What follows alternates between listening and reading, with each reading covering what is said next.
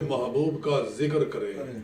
اللہ نے ساری کتابیں اپنے حبیب کے ذکر میں نازل فرمائی۔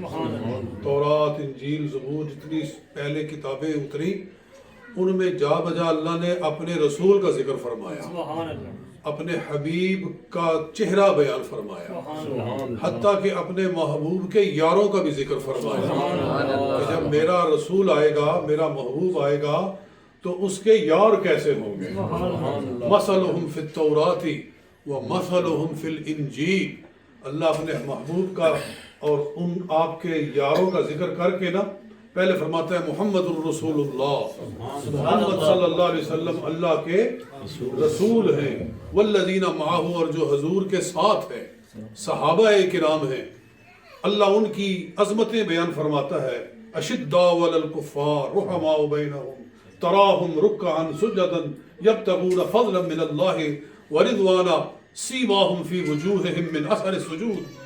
کس کس ان کے مقام کا تذکرہ اور اس کی شرح کی جائے، سب کچھ کرنے کے بعد فرمایا اللہ تعالیٰ نے کہ مثلہم فی التوراۃ ومثلہم فی الانجیل۔ یہ نہ سمجھو کہ میں اپنے محبوب کے ساتھیوں کا ذکر صرف قرآن میں ہی کر رہا ہوں، میں نے ان کی شان تورات و انجیل کے اندر بھی بیان فرمایا۔ تو حضور علیہ السلام کا ذکر خیر، آپ کی آل کا ذکر، آپ کی امت کا ذکر، آپ کے یاروں کا ذکر اللہ تعالیٰ نے نہ صرف یہ کہ قرآن میں فرمایا بلکہ پہلی ساری کتابوں کے اندر بھی سرکار کی ہر نسبت رکھنے والی چیز کا ذکر فرمایا۔ اسی لیے اب عجیب ہے کہ میں بات شروع کرنا چاہتا ہوں تو باتیں ادھر سے ادھر اتنی وہ پھیلتی جاتی ہیں۔ حضور صلی اللہ علیہ وسلم جب تشریف لائے تو اللہ نے فرمایا یہ لوگ جو ہیں، یہ یہودی، ان کو ایسے پہچانتے ہیں جیسے اپنے بچوں کو پہچانتے ہیں۔ یعرفونہ، یعلمون نہیں فرمایا، فرمایا یعرفونہ کما یعرفون ابناءہم۔ یہ حضور علیہ السلام کو ایسے پہچانتے ہیں جیسے اپنے بچوں کو پہچانتے ہیں۔ یعنی جتنا انسان اپنے بچے کے چہرے پہ غور کرتا ہے، ہر وقت اس کو دیکھتا ہے، اتنا کوئی اور دیکھتا نہیں ہے جتنی اس کو اپنے بچے کے چہرے کی پہچان ہوتی ہے۔ کسی دوسرے کو اس بچے کے چہرے کی پہچان ہو سکتی نہیں، کیونکہ والد اپنے چہرے یا والدہ اپنے بچے کے چہرے کو ہر وقت دیکھتے رہتے ہیں۔ اللہ نے فرمایا جب میرا محبوب آیا تو ان کا چہرہ دیکھ کر ہی یہود نے پہچان لیا تھا کہ یہ وہی رسول ہے جس کے تذکرے سے ہماری کتابیں بھری ہوئی ہیں۔ تو اللہ تعالیٰ نے اپنے محبوب کا اس طرح تذکرہ فرمایا ہے۔ اللہ نے اپنے حبیب کی پوری سیرت قرآن میں لکھی ہوئی ہے۔ آپ کا بچپن موجود ہے، آپ کی جوانی موجود ہے، سرکار کا اعلان نبوت موجود ہے، پھر مکی دور سارا موجود ہے، مدنی دور سارا موجود ہے، ساری جنگیں اللہ تعالیٰ نے، سرکار نے جو جو جنگ فرمائی، بدر کی جنگ، احد کی، احزاب کی، فتح مکہ کی، یعنی سرکار کی زندگی کا کوئی ایسا نمایاں پہلو نہیں ہے جس کو اللہ نے قرآن میں ذکر نہیں فرمایا۔ اللہ تعالیٰ آپ کے بچپن کا ذکر کرنے پر آیا تو فرمایا الم یجدک یتیما فآوا۔ میں اسی پر تھوڑی سی بات کرنا چاہتا ہوں۔ الم یجدک یتیما فآوا، اے پیارے، اور یہ جو صورت ہے نا یہ ساری کی ساری کافروں کے ایک اعتراض کے جواب میں نازل کی گئی۔ سبحان اللہ۔ کافروں کی طرف سے ایک اعتراض ہوا، اللہ نے اس کے جواب میں پوری صورت نازل فرمائی۔ کیا شان ہے، پہلے رسولوں پہ اعتراض ہوتا تھا تو وہ خود جواب دیتے تھے، خود اپنے اوپر ہونے والے سوال کا جواب دیتے تھے، لیکن قربان جائیں یہ پیارے محبوب ہیں صلی اللہ علیہ وسلم، توجہ فرمائیں سبحان اللہ، کہ سرکار صلی اللہ علیہ وآلہ وسلم پر سوال ہوتا ہے، حضور خاموش ہے، حضور کا رب آسمان سے جواب نازل کرتا ہے۔ اور یہی وجہ ہے قرآن کو اکٹھا نہیں نازل کیا گیا، قرآن کو تھوڑا تھوڑا کر کے نازل کیا گیا۔ اس کا ایک راز یہ بھی ہے، پہلے کتابیں جو تھی نا وہ اکٹھی اتار دی گئی، اس کے بعد رسولوں کو کہا کہ لو یہ پکڑو کتاب اور اس کو لوگوں تک پہنچاؤ، اور اگر کوئی سوال ہوتا ہے تو اس کا جواب بھی خود دو۔ تمہیں کتاب دے دی گئی ہے، بس اس کا جواب دینا، اب اس پر جو اعتراض ہوگا تمہاری ڈیوٹی ہے کہ اس کا جواب دو۔ اللہ نے کرم فرمایا، اپنے محبوب پر ساری کتاب اکٹھی نہیں اتاری، تھوڑی تھوڑی کر کے اتاری، جیسے جیسے سوال ہوتا تھا اللہ تعالیٰ ویسے ویسے جواب نازل کیا۔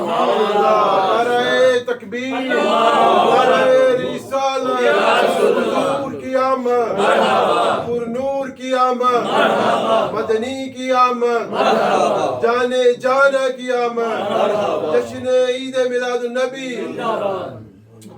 کہا بھی گیا کہ یہ قرآن تم اکٹھا کیوں نہیں لے آتے، ہے نا قرآن پاک میں، لولا انزل ھذا القرآن ہاں جملۃ واحدہ، کیا ہے پوری آیت؟ وقالوا لولا نزل ھذا القرآن جملۃ واحدہ، یہ سارا قرآن اکٹھا کیوں نہیں اتارا جاتا، یہ وہ سوال کرتے تھے۔ تو رب تعالیٰ فرماتا ہے کہ نحن نزلنا علیک القرآن تنزیلا، ہم نے قرآن تھوڑا تھوڑا کر کے اتارا ہے۔ ویسے اللہ نے اکٹھا بھی اتارا ہے اور تھوڑا تھوڑا کر کے بھی اتارا ہے۔ اللہ تعالیٰ نے ایک مرتبہ اپنے حبیب کو آنے والا جو جتنا قرآن تھا اس کے علوم سے بھی اجمالی طور پر آگاہ فرمایا، اور پھر تفصیلی طور پر تھوڑا تھوڑا کر کے قرآن اترتا رہا، اور حضور کے علم کو اللہ تعالیٰ مکمل فرماتا رہا۔ تو اعتراض انہوں نے یہ کیا، وہی تھوڑی دیر کے لیے رک گئی، کچھ دیر کے لیے وہی نہ آئی۔ حضور علیہ السلام پریشان تھے کہ وہی نہیں آتی۔ جب وہی آتی تھی تو آقا علیہ السلام کے چہرے کا پھر رنگ ہی اور ہوتا تھا۔ وہی نہ آئی، چند دن کے لیے موقوف ہوئی، تو حضور علیہ السلام پریشان تھے۔ تو کافروں نے کہا معاذ اللہ اس کو اس کے رب نے چھوڑ دیا ہے، بلکہ انہوں نے غلط لفظ بولا، انہوں نے کہا کہ اس کو اس کے جن نے چھوڑ دیا ہے، اس کے دیو نے چھوڑ دیا ہے۔ وہ سمجھتے تھے کہ کوئی جن ہے، کوئی دیو ہے جو ان کے اوپر باتیں ڈالتا ہے، ان کے جن نے ان کو چھوڑ دیا ہے۔ اللہ تعالیٰ نے اس کے جواب میں پوری سورت نازل فرمائی، ارشاد فرمایا وَالضُّحَىٰ وَاللَّيْلِ إِذَا سَجَىٰ، مجھے قسم ہے محبوب تیرے پیارے مکھڑے کی، مجھے قسم ہے تیری پیاری زلفوں کی، مَا وَدَّعَكَ رَبُّكَ وَمَا قَلَىٰ، تیرے رب نے تجھے بالکل نہیں چھوڑا، تیرے رب نے تجھ کو نہیں چھوڑا، وَمَا قَلَىٰ، اور تجھ سے ناراض نہیں ہوا۔ یہاں ایک بڑی خوبصورت بات پہلے میں نے بیان کی ہے کہ نہیں کی، وہ یہ ہے کہ مسئلہ یہ ہے کہ البینۃ علی المدعی والیمین علی من انکر، یہ اصول ہے کہ جو دعویٰ کرے وہ دلیل پیش کرے، اور جس پر دعویٰ کرے اگر یہ دعویٰ پیش نہ کر سکے، اپنے دعوے کی دلیل نہ پیش کر سکے، تو جس پر دعویٰ کیا گیا ہے وہ قسم اٹھائے، ٹھیک ہے؟ اگر قسم نہ اٹھائے تو پھر اس کے حق میں فیصلہ ہو جائے گا، مخالف کے حق میں۔ تو انہوں نے کہا کہ حضور کو، محمد کو صلی اللہ علیہ وسلم اس کے جن نے چھوڑ دیا ہے، یہ ان کا دعویٰ تھا، اس پر ان کو کوئی دلیل دینا چاہیے تھی، دلیل تو ان کے پاس کوئی نہیں تھی۔ اب قسم حضور پر آتی تھی کہ حضور قسم اٹھائیں کہ میرے رب نے مجھ کو نہیں چھوڑا۔ رب نے فرمایا پیارے تجھے قسم اٹھانے کی کیا ضرورت ہے، تیری جگہ پر میں قسم اٹھاتا ہوں، تجھے یہ کہنے کی ضرورت نہیں کہ میرے رب کی قسم کہ میرے رب نے مجھ کو نہیں چھوڑا، میں رب کہتا ہوں مجھے تیری قسم میں نے تجھ کو نہیں چھوڑا۔ جشن عید میلاد النبی، علماء اہل سنت،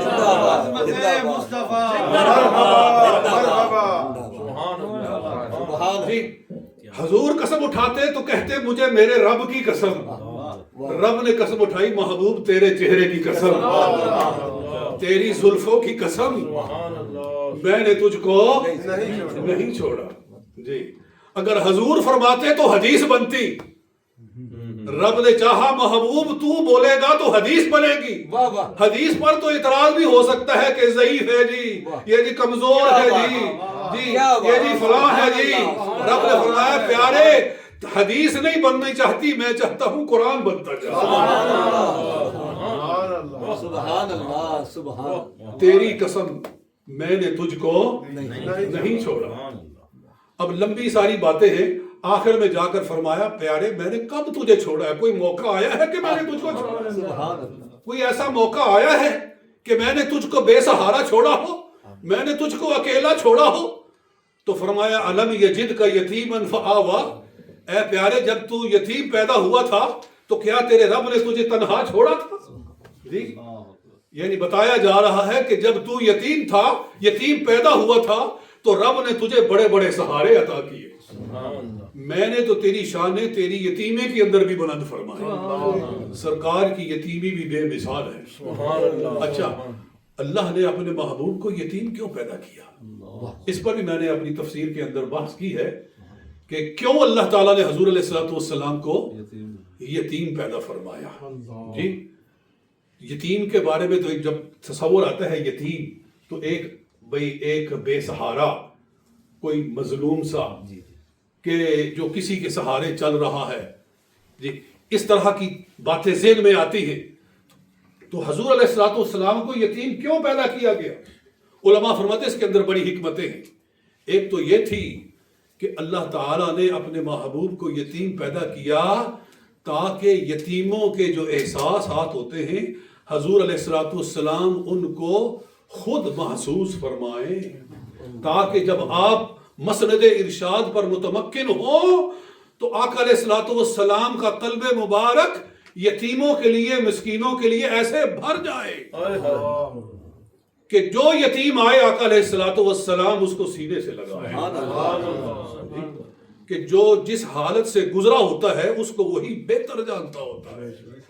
हजूर अलैहिस्सलातु वस्सलाम को इसलिए यतीम बनाया। और दूसरा ये कि सरकार दो आलम सल्लल्लाहु अलैहि वसल्लम का अगर वालिद सर पे होता, अगर वालिदैन सर पे होते, वो तरबियत करते, तो जब आका इल्म व हिकमत का दरिया बहाते तो कहने वाले कहते कि भाई किस बाप ने तरबियत दी है? किसी बाप का, देखो ना बाप कितना वो इल्म वाला है, ये सारा इल्म उसका है जी, ये जिसकी तरबियत है उसका असर है। रब ने फरमाया मैं अपने महबूब को किसी का ममनून मन्नत नहीं बनाने वाला, मैं किसी का एहसान मंद नहीं बनाने वाला, और इसकी शान किसी की वजह से चमकने वाली नहीं है, इसकी वजह से सबकी शानें चमकती हैं। देखो ना, यूसुफ अलैहिस्सलाम है, नबी के घर पैदा होते हैं तो पहले ही घर के अंदर नूर चमक रहा है, पहले ही नबूवत की के इल्म के चश्मे बह रहे हैं। अल्लाह ने अपने महबूब को यतीम बनाकर बताया जो इसके पास है, जितना इसके पास इल्म है, जितना इसके पास अखलाक है, जितना इसके पास सीरत का नूर है, ये किसी इंसान का सिखाया हुआ नहीं है, ये रब्बुल आलमीन का सिखाया।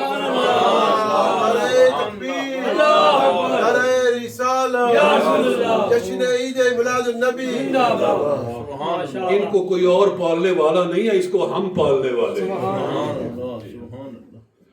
तो उस सवाल का जवाब भी हो गया कि जो एक ज़हन में आता है कि हर फजीलत हजूर अलैहिस्सलातु वस्सलाम को दी गई है, हर फजीलत दी गई है, तो यूसुफ अलैहिस्सलाम की फजीलत के बाप भी नबी जी, दादा भी नबी, परदादा भी नबी जी, तो किसी आला घराने के अंदर, नबूवत के घराने के अंदर पैदा होना, ये फजीलतें यूसुफ अलैहिस्सलाम को या दीगर अंबियाए किराम को दी गई, हजूर अलैहिस्सलातु वस्सलाम को तो ऐसी कोई चीज नहीं दी गई। तो बात यह है कि अल्लाह ताला चाहता ही नहीं है कि हजूर पर किसी का एहसान नजर आए, वो सिर्फ ममनून नजर आए तो रब्बुल आलमीन के। बहरहाल अलम यजिद का यतीमन फआवा, अल्लाह ताला ने हजूर अलैहिस्सलातु वस्सलाम को सबसे पहले अपने दादा जान हजरत अब्दुल मुत्तलिब के जेरे साया रखा, यानी आप उनके साथ रहे। और हकीकत यह है کہ حضرت عبد المطلب خود محسوس کرتے تھے کہ مجھے جو کچھ بھی ملا ہے، جو کچھ بھی اللہ نے عطا فرمایا ہے، میرے اس بچے کی وجہ سے عطا فرمایا۔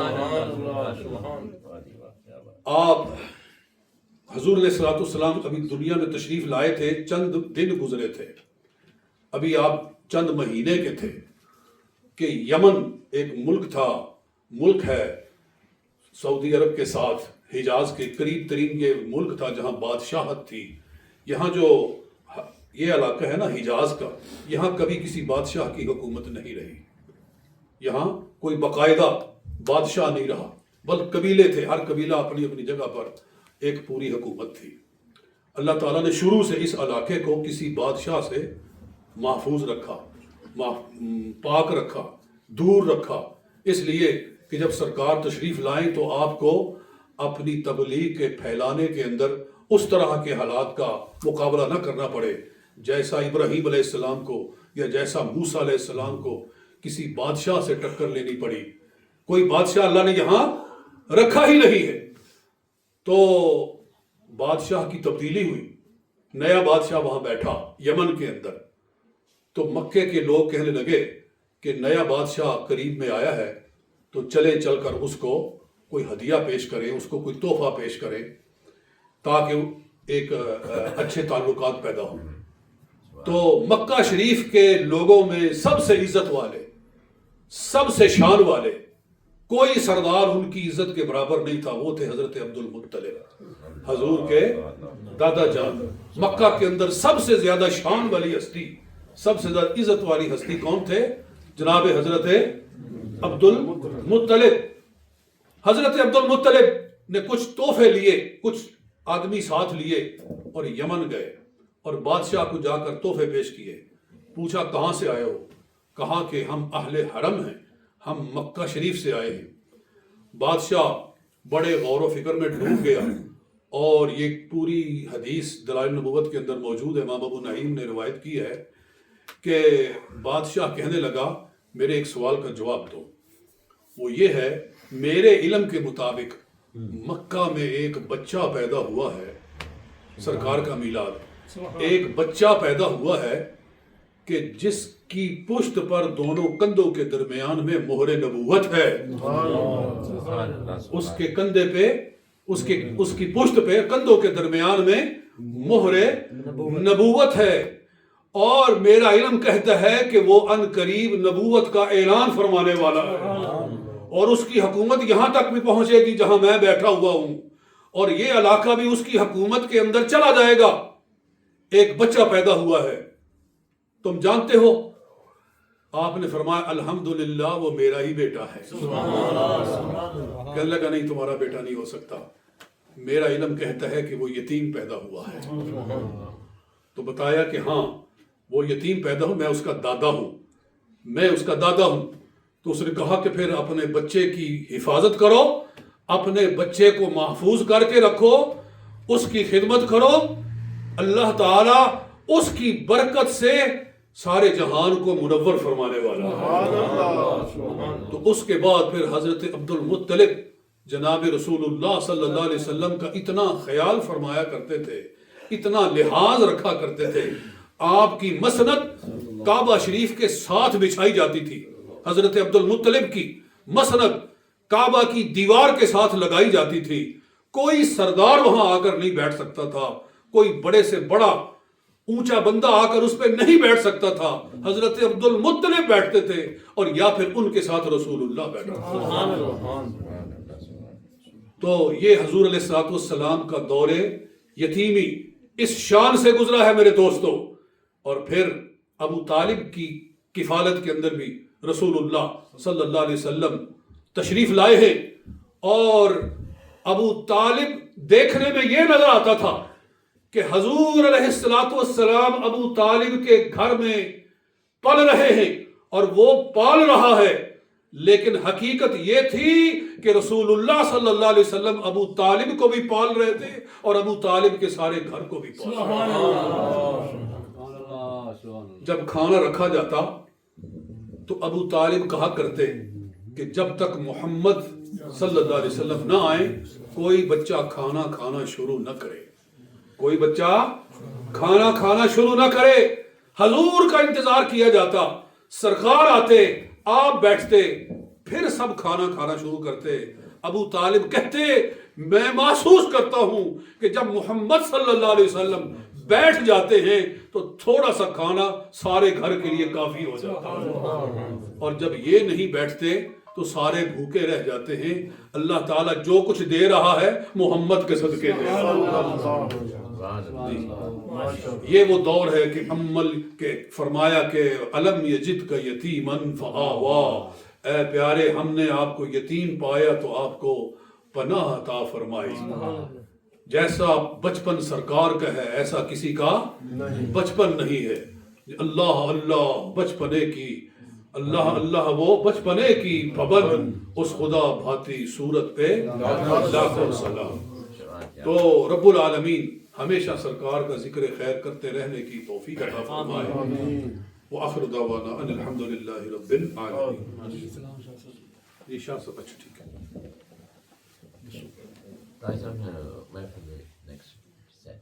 نہ سیٹرڈے جی انہاں دے گھر محفل ہے جناب، حاجی